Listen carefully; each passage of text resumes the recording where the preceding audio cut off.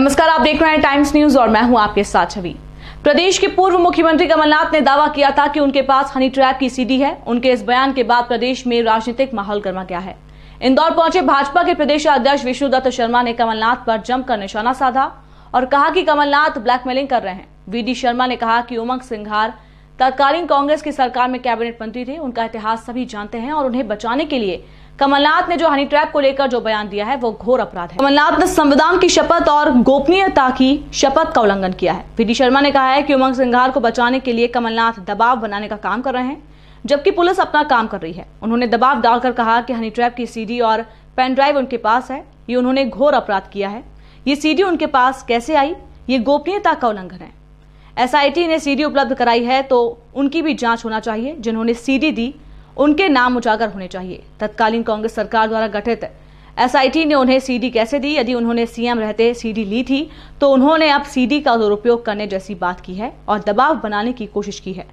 शर्मा ने कहा कि कमलनाथ ने दबाव डालकर एसआईटी को प्रभावित किया है। कमलनाथ के पास सीडी का होना सबूतों के साथ छेड़छाड़ इंगित करना है और यदि उन्होंने झूठ बोला है तो उन्हें प्रदेश की जनता से माफी मांगनी चाहिए, अन्यथा वे इस मामले में साक्ष्य प्रस्तुत करना चाहिए। शर्मा ने कहा कि कमलनाथ ने धमकी देने का काम किया है। वीडी शर्मा यही नहीं रुके और उन्होंने कहा कि दिग्विजय सिंह जब सीएम थे तब सरला मिश्रा हत्याकांड हुआ था, जिसमें आज तक पीड़ित परिवार के लोग न्याय की गुहार लगा रहे हैं। वीडी शर्मा ने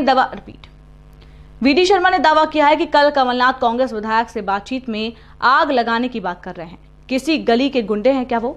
वीडी शर्मा ने कमलनाथ पर निशाना साधते हुए कहा कि कमलनाथ को चाइना वायरस कहने में कष्ट होता है, वे इंडिया कोविड कहते हैं। दुर्भाग्य की बात है कि जो सीएम रहे हैं वे इंडिया कोविड के नाम से आपत्तिजनक और दुर्भाग्यजनक भाषा का उपयोग कर रहे हैं। ये भारत को बदनाम करने की साजिश है।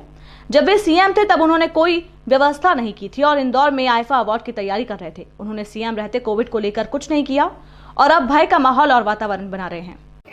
तो आपकी सरकार मध्य प्रदेश में, तो क्या आपकी सरकार कमलनाथ पे मुकदमा दर्ज करेगी जो घोर अपराध कमलनाथ जी ने किया है?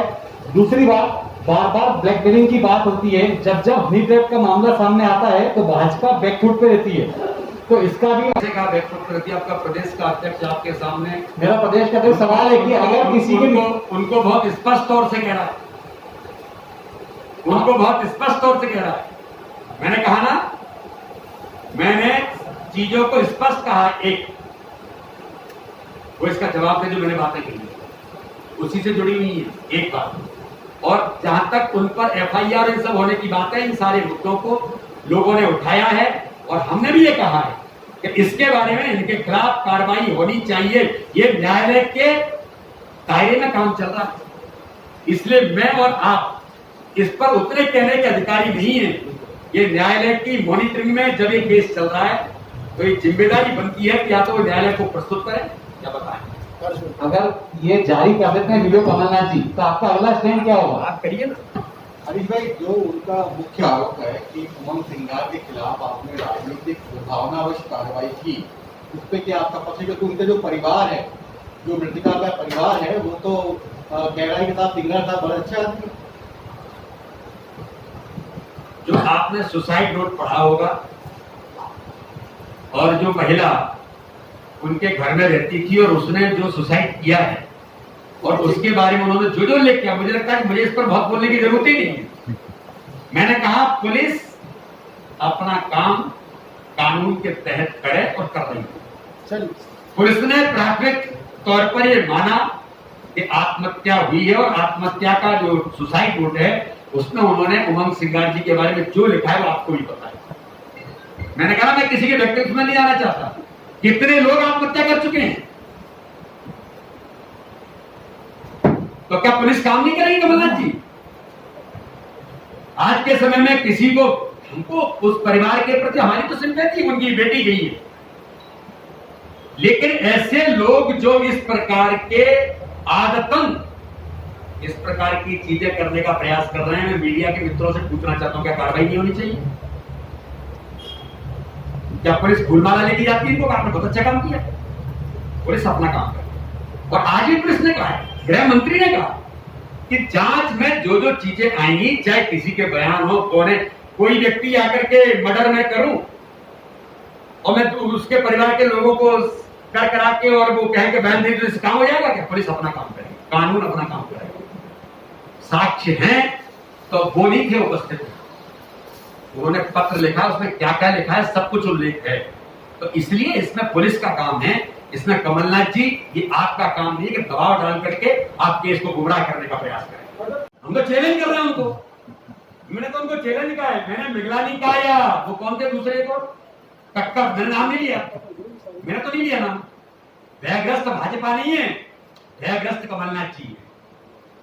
शर्मा जी ये कोरोना ब्लैकमेलिंग करने का काम किसी को अधिकार नहीं है। आप जिम्मेदारी रोड पर चलते हुए व्यक्ति नहीं है, रोड पर चलते हुआ व्यक्ति भी जिम्मेदारी से बात करेगा। आप प्रदेश के पूर्व मुख्यमंत्री हैं, अगर सीडी आपके पास आई थी जवाब दीजिए ना, कहां से मिली, क्या जवाब दिया? मीडिया के लोग इसको मानेंगे? मीडिया के लोग इसको मानेंगे? पुलिस में किस अधिकारी ने दी, जरा लाइए सामने। आप जिम्मेदार हैं, मैं कह रहा हूं आप जिम्मेदार हैं, मैं जिम्मेदार हूं, मैं आज कुछ बोलूंगा मुझे जिम्मेदारी से बोलना पड़ेगा। शर्मा जी कोरोना काल के दौरान ये जो दूसरी वेव आई है उसमें आपका क्या अनुभव है कि क्या कारण रहा और इसमें मध्य प्रदेश सरकार कौन कौन सी चीज करने में देर हो गई, या रेमडेसिविर इंजेक्शन से लेके ब्लैक फंगस के मामले में हम कहाँ चुप कर गए? देखिए ब्लैक फंगस का मामला तो ये जो हमारे डॉक्टर्स हैं, साइंटिस्ट हैं, उनको भी समझ में नहीं आ रहा कि तो क्या हो गया, side effect, after Covid effect. अब जैसे कई लोगों में कई लोग अटैक के कारण से चले जा रहे हैं आफ्टर कोविड, जो ठीक हो। अब ये इस प्रकार का एक नहीं, पूरी दुनिया के अंदर इस प्रकार की समस्या है। और मध्य प्रदेश की सरकार के बारे में मैं तो ऐसा मानता हूं, इतने संवेदनशील निर्णय मध्य प्रदेश की सरकार ने जो कि व्यवस्था के मामले में। अब आप मुझे बताइए, मैंने कहा ना कमलनाथ जी ये बताते तो मुझे अच्छा लगता कि इंदौर के अंदर हमारे 10 कार्यकर्ताओं ने काम किया होगा। मैं नहीं कहता हूं कि कांग्रेस के लोगों ने नहीं किया होगा, उन्होंने नहीं किया होगा, लेकिन अगर इस प्रकार की चर्चा वो करते तो अच्छा होता। वो क्या गिन रहे हैं, 1.25 लाख 1.5 लाख सिस्टम बता रहे हैं, ये सिस्टम है, इस सिस्टम से पता लग जाएगा दुनिया में कितने लोग मर गए, ये काम कर रहे हैं। अरे आप 4 बातें और करते जो सेवा के काम में लोग कार्यकर्ता लगते, ये तो महामारी का संकट है। बाढ़ आ जाए तो बाढ़ में कुछ सरकारों को कोसने से काम चलेगा, बाढ़ में सभी लोग काम में लग जाते हैं, भैया कैसे बचाया जाए, भूकंप आता दुनिया लग जाती है। ये प्राकृतिक आपदा है, ये प्राकृतिक आपदा पूरी दुनिया पर आई है। हमने अपील की, मुख्यमंत्री ने अपील की, सबने कहा कि भैया मिलजुल करके इस आपदा से निपटने के लिए कुछ 4 सुझाव देते तो अच्छा होता कि भाई इसके लिए हम भी तैयार हैं आपके साथ खड़े, ये उनको करने की जरूरत थी।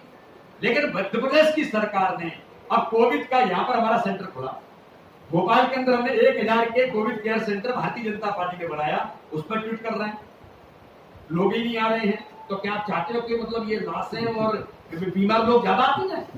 अरे हमने सुविधा दी है कि इस महामारी के संकट में गलती से अगर कुछ प्रभावित लोग होते हैं तो उनको मदद कर सके। हमारे कार्यकर्ता जगह जगह पर पूरे मध्य प्रदेश के अंदर कोने कोने में लगे।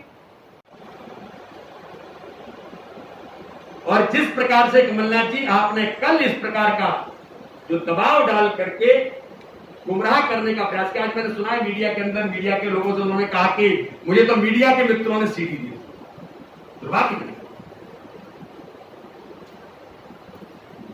और वो कह रहे हैं कि मुझे पुलिस वालों ने सीडी दी थी।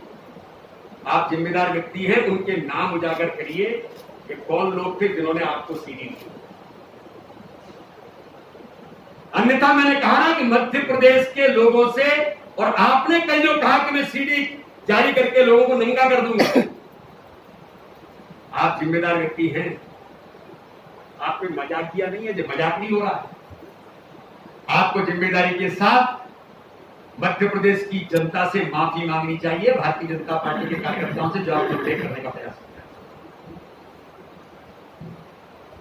और जो हाई कोर्ट की मॉनिटरिंग पर काम चल रहा है, तो ये गंभीर तौर पर संविधान की शपथ का उल्लंघन और जो गोपनीयता की शपथ का उल्लंघन कमलनाथ जी आपने किया है, ये अत्यंत दुर्भाग्यजनक है कि इस प्रकार की बातें आपने, आप तो ब्लैकमेलिंग कर रहे हैं।